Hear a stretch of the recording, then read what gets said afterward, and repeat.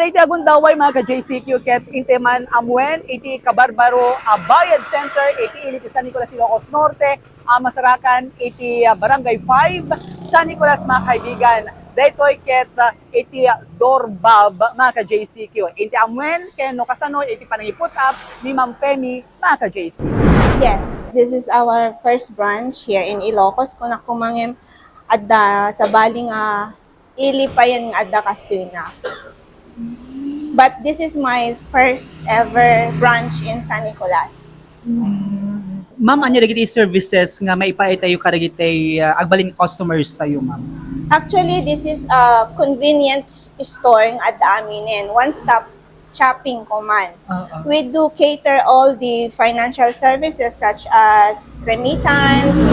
Bayad center itself means digitay danom, pagbayad ti danom, electric, GCash, cash in, cash out, and also we also cater the government payments like SSS, Pag-ibig, and also we cater also the ATM withdrawals, and we accept banking deposit.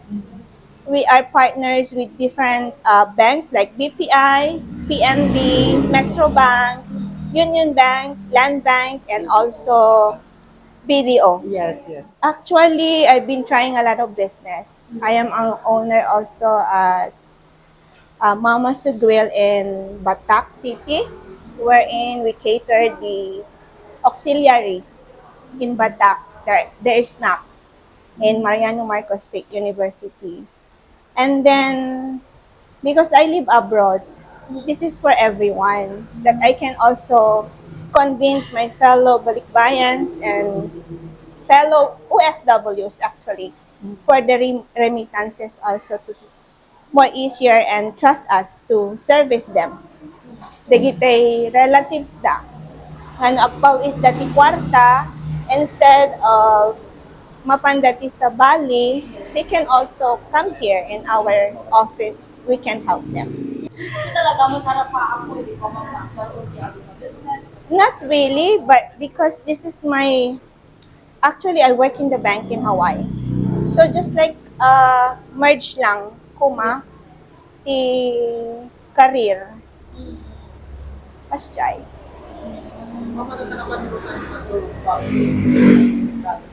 Actually, we have doorbab kitchen in Hawaii already.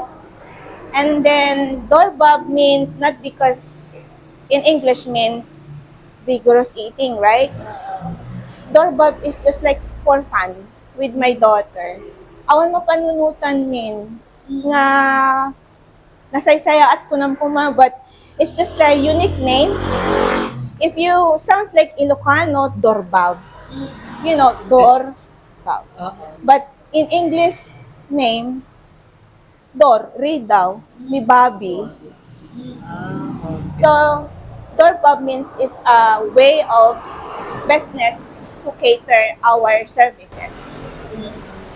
Although na kayo now, we have also business in other towns and then here, and then you are in abroad. So, Yeah. kasano tayo manage mo? Especially at I know it's really hard for me, for others to think, but because I do trust people who work with me, and I don't consider as a worker, but I consider them as a family.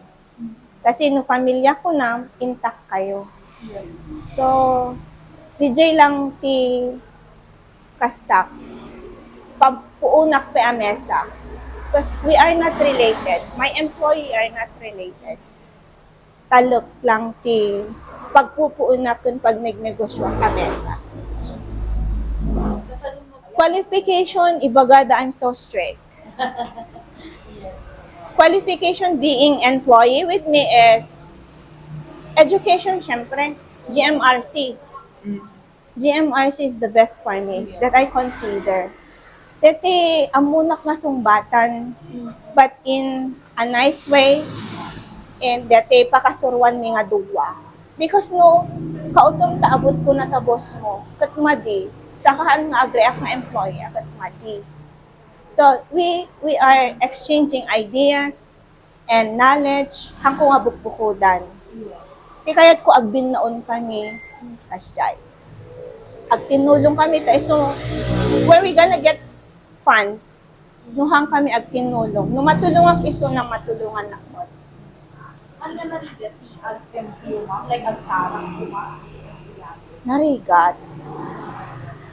But I try my best to choose. Usually, ma'am, ano nalibati challenge or kahit ganyan while doing business? Managsugalak namin eh. So, I do collect them, interview them via Zoom and also Messenger. And then, the qualification, of course, the education. Most especially, computer literacy. Kasi, han kumot amo nga i-speaker no, han amo ti agpisit.